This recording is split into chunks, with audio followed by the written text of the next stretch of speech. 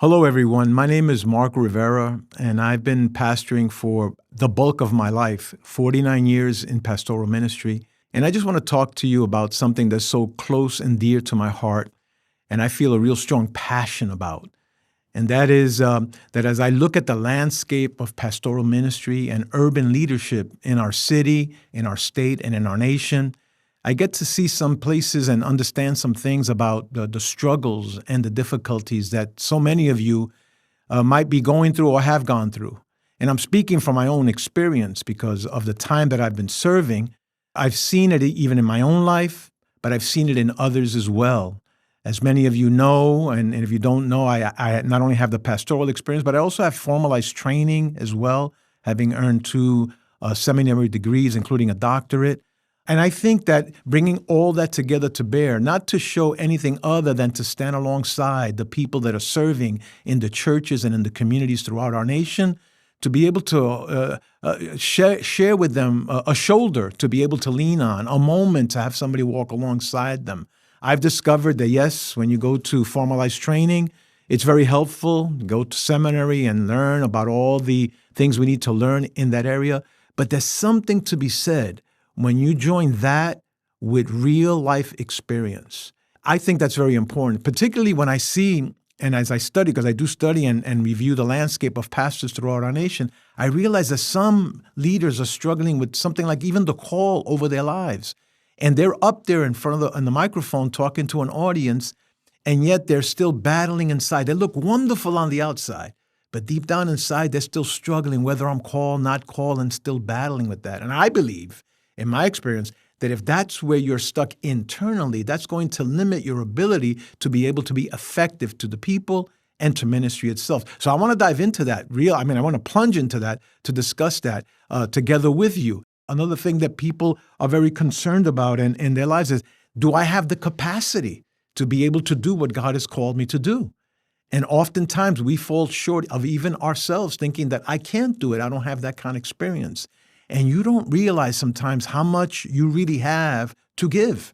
And so capacity building is very important. But to hear from pastors, I don't mind reading a book and getting a story, but I read a book differently if the person is not a pastor, because only a pastor knows what a pastor has gone through. Books have their place. Academic study and conferences have their place.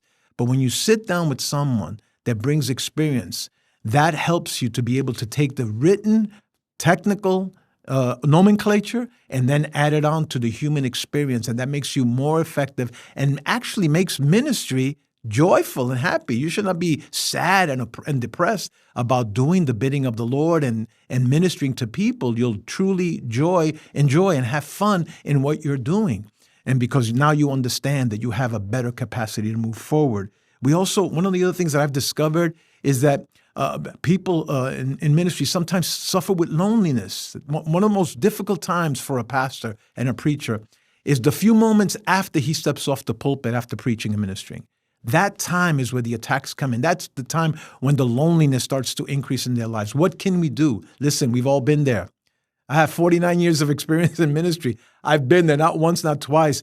And why not share how you can navigate through those things, how you can get through those things with real life examples? And how do we learn?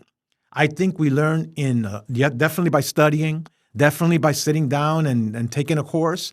But we learn more effectively when we meet and rub shoulders with other people. When you walk alongside someone that is just coming into ministry, it becomes a symbiotic. I believe in symbiotic leadership and development. And that means that we don't come to interact with people hierarchically, talking down, but rather seeing each other as partners in ministry, regardless of how much time you've had on the pulpit and how long you've been serving, that we learn from one another. I'm telling you, in the gathering that we're planning, I want to be able to learn from others as well. I don't think I've arrived. I think that I'm continually in this cycle to be able to learn from whoever I interact with. So I want you to keep in mind that we're going to be having this gathering in April.